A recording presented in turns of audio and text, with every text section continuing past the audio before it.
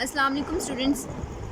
आज हम लोग चैप्टर 4 का न्यूमेरिकल नंबर 7 स्टार्ट करेंगे, which is if a nut is loosen by a 90 newton metre torque using a spanner of the length 30 centimetre, then how much force is applied on the spanner.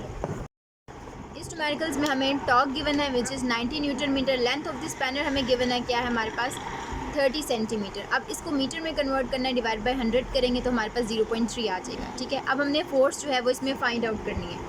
Torque किसके equal होता है are cross F के। अब are यहाँ पे multiply हो रहा है, वहाँ जाके आर डिवाइड हो जाएगा, तो हमने सिंपली इसमें वैल्यू पुट करनी है। टी की वैल्यू टॉर्क कितना गिवन है 90 और हमारे पास आर कितना है, हमारे पास 0.3 पुट किया। एफ डिवाइड किया इसको, हमारे पास वो हमारे पास 300 न्यूटन आ गया।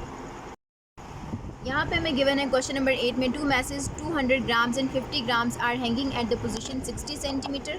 अब हमारे पास क्या है, 200 ग्राम्स का जो मैस है वो हमारे पास ये प्रेजेंट है। 70 सेंटीमीटर में हमारे पास क्या है, मैस 2 गिवन है हमें, वो 50 ग्राम यहाँ पे हमारे पास ठीक है प्रेजेंट है। On a uniform metre rod, एक यूनिफॉर्म मीटर रोड है, उसमें where should be the third mass of 150। हम थर्ड मैस कहाँ पे प्लेस करें तो ये जो हमारे पास रॉड है ये बैलेंस हो जाए, तो हमने वो फाइंड आउट करना है इस क्वेश्चन। तो हमारे पास क्या है, मैसेज 1 हमारे पास 200 ग्राम मैस दिया हुआ है, ठीक है, और हमारे पास मैस 2 हमारे पास कितना दिया हुआ है, एक 50 है और एक हमारे पास 150। हम लोगों ने मैस 3 कहाँ पे प्लेस करना है, ठीक है, प्लेस मतलब कहाँ पे, इसको डिस्टेंस कितने डिस्टेंस पे प्लेस करना है तो हमने फाइंड आउट करना है। ठीक है, पोजीशन M1 की जो हमारे पास पोजीशन है वो हमारे पास 70 सेंटीमीटर है, यहाँ पे आपको नज़र भी आ रहा है, और हमारे पास M2 की जो है हमारे पास 60 है। ठीक है, M3 की हमने फाइंड आउट करनी है कि कहाँ पे इसको हम प्लेस करेंगे।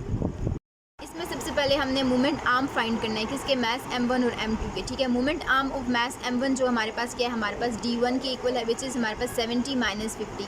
70 हमारे पास क्या था, इसका 70 पे प्लेस था, और फर्स्ट का हमारे पास क्या था 50 था। ठीक है, तो हम लोगों ने मोमेंट आर्म मैस 1 की फाइंड की, हमारे पास 70 माइनस 50। इसी तरह हमने moment arm of second mass की हमने फाइंड की, विच इज़ 60 माइनस 50। ठीक है, तो हमारे पास क्या आ गया 10 सेंटीमीटर 20 सेंटीमीटर, इनकी मूवमेंट्स आम आ गई। अब हमारे पास प्रिंसिपल ऑफ मूवमेंट हमें क्या कहता है कि क्लॉक वाइज स्ट्रोक जो है वो इक्वल होते हैं एंटी क्लॉक वाइज स्ट्रोक के।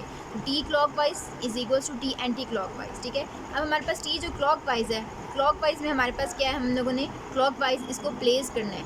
ठीक है, इस मैथ को हमने क्लॉक वाइज प्लेस करना है, तो प्लेस करना है इस मैथ को, किसको, मैथ 3 को। तो इसलिए यहाँ पे क्या है, मैथ 3 का जो टॉर्क आएगा वो हमारे पास क्या आएगा, D3 इंटू F3 आएगा।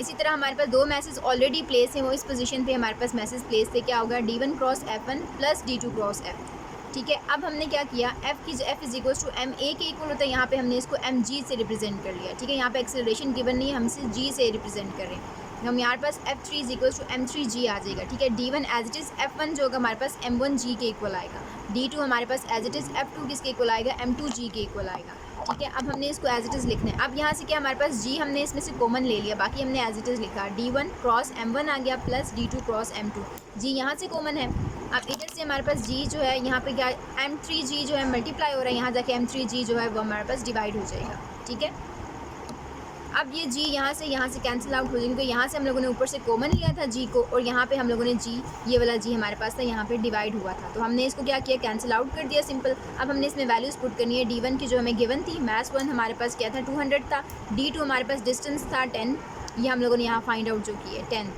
उसके बाद M2 हमारे पास क्या है 50। ठीक है, अब और हमारे पास मैथ्स 3 जो गिवन था वो हमारे पास 150 था, इसको सॉल्व किया तो हमारे पास 30 सेंटीमीटर आया। इसका मतलब है कि हमने इसे कहाँ प्लेस करना है, इस मैथ्स को हमने इसको प्लेस करना है हमने 30 सेंटीमीटर पे। तो यहाँ हमें फिगर में हम इसको देखेंगे, इसका मतलब है हमने ये जो हमारे पास थर्ड मैथ्स आया वो हमारे पास क्या आया कि हम लोगों ने इसे यहाँ पे प्लेस करेंगे, तब ये हमारे पास मीटर रॉड जो है वो बैलेंस हो जाएगी। इसका मतलब है कि हमने इसको यहाँ प्लेस करना है, इस जगह प्लेस करेंगे तो हमारे पास ये मीटर रॉड क्या है, हमारे पास बैलेंस हो जाएगी। क्वेश्चन नंबर 9 में हमें क्या गिवन है कि हमारे पास 2 फीट्स डिस्टेंस गिवन है। 2 फीट्स जो है वो हमारे पास, पहले हमें पता होना चाहिए कि 1 फुट हमारे पास किसके इक्वल होता है, 0.3048 के। गिवन हमें क्वेश्चन में 2 फीट गिवन है, तो हमारे पास 2 इसको मल्टीप्लाई करेंगे 0.3048 से, तो हमारे पास डिस्टेंस कितना आ जाएगा 0.61। ठीक है, अब हमने इस क्वेश्चन में हमें गिवन है कि फोर्सेज हमारे पास इक्वल एंड ऑपोजिट है। इसका मतलब है कि F1 is equals to F2 which is equals to F वो विच इज़ 10 न्यूटन। ठीक है, अब कपल आर्म किसके इक्वल होता है, diameter of the steering wheel, कि हमारे पास ये सपोज किया कि हमारे पास ये एक स्टीयरिंग व्हील है। ठीक है, अब ये इसका जो डायामीटर है तो कपल इसके इक्वल होता है, कपल आर्म जो होता है हमारे पास इसके डायामीटर के इक्वल होता है। तो इस चीज़ को हम क्या कह रहे हैं कि हमारे पास इसका डायामीटर है, ये हमारे पास R के इक्वल होता है। ठीक है, ये इसका रेडियस भी कहलाता है, तो R क्या आ जाएगा हमारे पास 0.61 मीटर के। अब हमने मोमेंट ऑफ कपल कैसे फाइंड करना है कि मोमेंट ऑफ कपल का हमारे पास मोमेंट ऑफ कपल जो है हमारे पास टॉर्क के इक्वल होता है, T is equal to R cross F, ठीक है। R जो है हमारे पास किसके इक्वल है 0.61 की, F हमारे पास कितना गिवन है यहाँ पे 10 न्यूटन गिवन, तो 10 न्यूटन पुट किया, इसको मल्टीप्लाई करवाया तो हमारे पास क्या है 6.1 न्यूटन मीटर हमारे पास आ गया टॉर्क। उम्मीद है आपको आज के न्यूमेरिकल समझ आए होंगे। ये हमारे चैप्टर 4 के न्यूमेरिकल्स कंप्लीट हो गए। मेरे चैनल को लाइक शेयर और सब्सक्राइब करें। मिलते हैं हम अपने नेक्स्ट चैप्टर में, तब तक के लिए अल्लाह हाफिज़। नंबर 9 में हमें क्या कह रहे हैं, a steering wheel of a diameter 2 feet is rotated by 2 equal and opposite forces, each of the magnitude is 10 Newton. What is the couple arm? Calculate the moment of couple.